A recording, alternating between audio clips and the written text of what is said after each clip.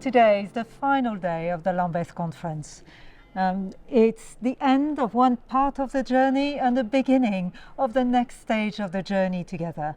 And to send everyone on their way, we have the final keynote address by the Archbishop of Canterbury and our final closing service. God's love is seen in this world through a countless multitude of people of every race and nation, a great multitude that is a royal priesthood, a holy nation, God's own people, who declare the wonderful works of the God who has called us out of darkness into his marvelous light.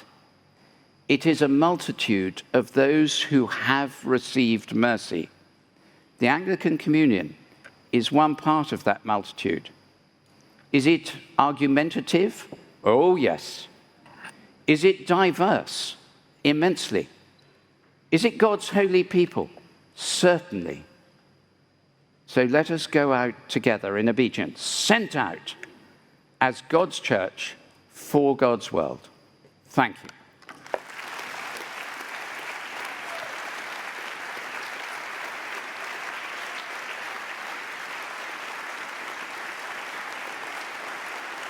This conference has enabled a renewal of friendship. I mean, it's really, really basic that partnership in the gospel is the foundation of a global church.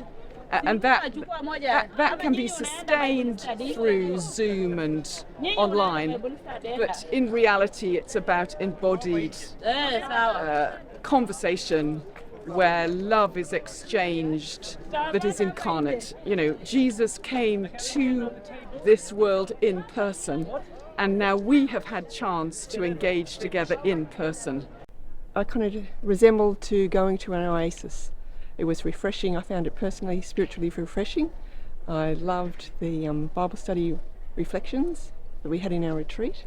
I loved the music. It was great meeting other ladies from different countries and hearing their perspectives in the Bible studies. That was really, really good. It was a wonderful experience. It has been a wonderful experience, and I have never been to such a mega event where there are a lot of opportunities to meet different bishops from around the world and learn so many new things.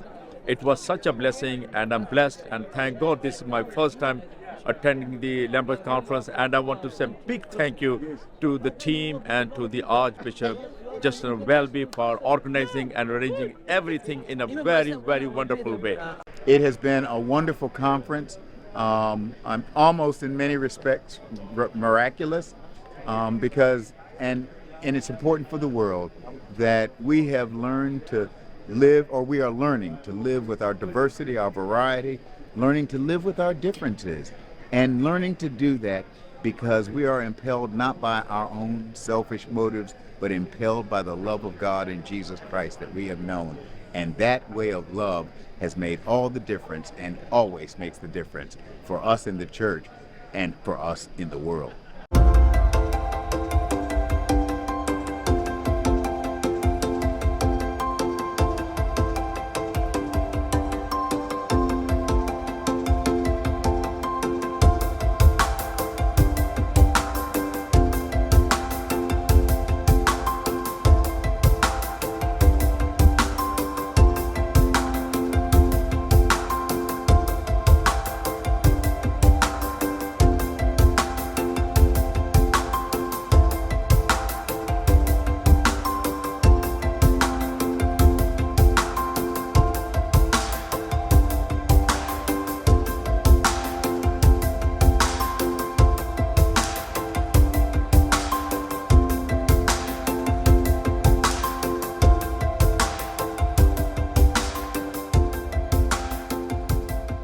By the grace of God alone, this conference has been a transforming one for so many of the people here, and the transformation has started where it should, which is the command of Jesus, love one another as I have loved you.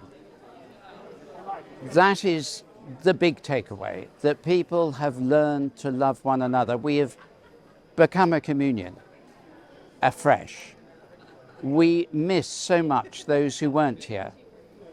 whether by choice or inadvertently through illness or visa problems, but particularly those from Nigeria, Uganda and Rwanda, who we value equally with those who were here. Going forward, the heart of what the communion must be is a community of love for one another, for that is the heart of the scripture. And then we've spoken in the Bible study groups and all around this morning about other things as well, particularly around the 5 marks of mission: to tell, to teach, to tend, to transform and to treasure. Those are calls to every Christian, and obviously thus every Anglican.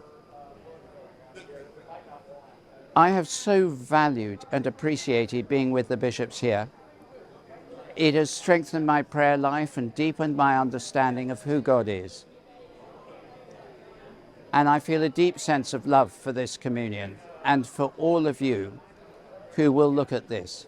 Thank you for your prayers, your service, and being here spiritually, even if not physically. May God bless and keep you. And so at last we come to the end of almost 2 weeks together. Days of thinking, days of praying, days of reflecting, but also days of encounters, days of sharing, of supporting one another, of sharing burdens, of sharing prayer requests, and of making new relationships. This is what the Anglican Communion is about. This walking together, this listening together, and seeking together to be truly God's church for God's world.